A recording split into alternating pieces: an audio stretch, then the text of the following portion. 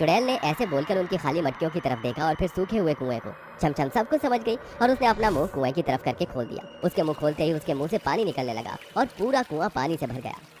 कमाल है, कहीं तुम वही सभी की मदद करने वाली चुड़ैल तो नहीं हो?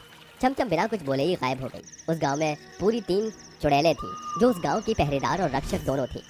उन तीनों के पास अपना अपना जादू था। जैसे छमछम अपने मुंह से कहीं पर भी पानी बना सकती थी, अग्नि वो थी जो कहीं पर भी आग लगाने की ताकत रखती थी, और आखिरी थी सोना जो अपनी सोने की चोटी से अच्छे अच्छे इंसान को धोबी पछाड़ लगाने में माहिर थी। वो तीनों ही चुड़ैलें अच्छे के साथ अच्छी और बुरे के साथ बहुत बुरी थी।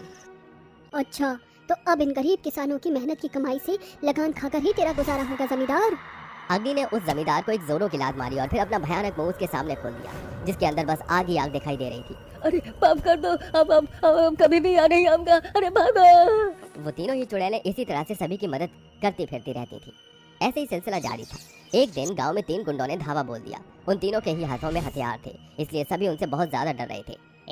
जितना भी माल पानी है सब कुछ यहाँ लाकर मेरे हवाले कर दो, वरना।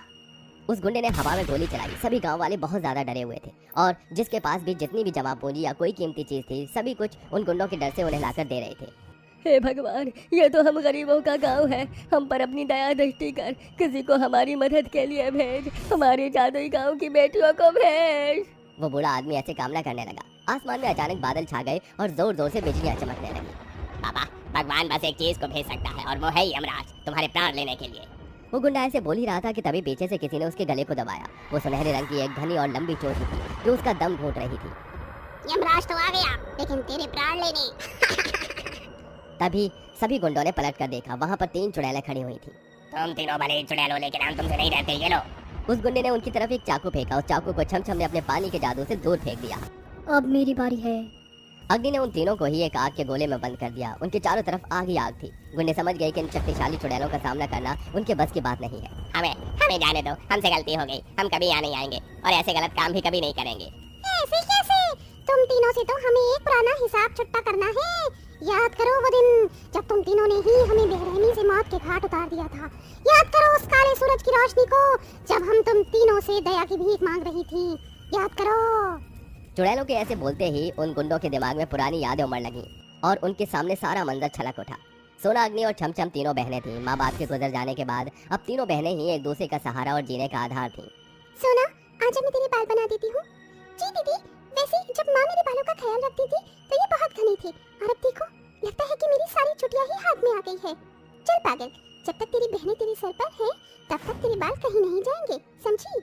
तीनों बहनें हंसने लगीं। इसी तरह से उनके दिन बीत रहे थे। तीनों बहनें गांव के घर घर जाकर काम करके अपनी रोजी कमाती थी और इज्जत के साथ अपना जीवन बिता रही थी कि एक दिन उनके घर में गुंडे आ गए।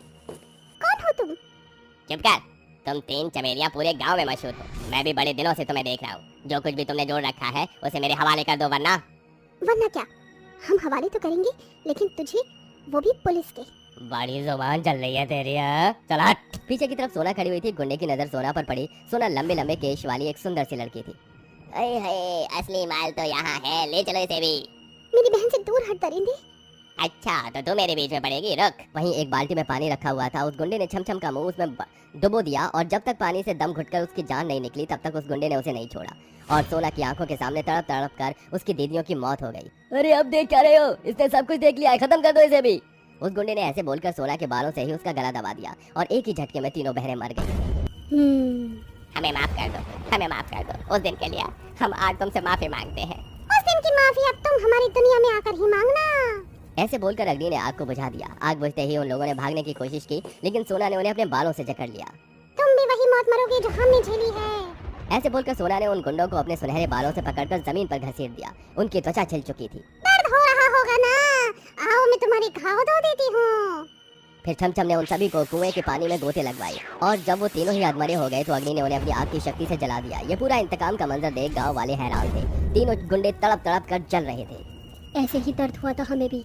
तुम बुरे लोगों को खत्म करने के लिए हम हमेशा खड़े हुए हैं।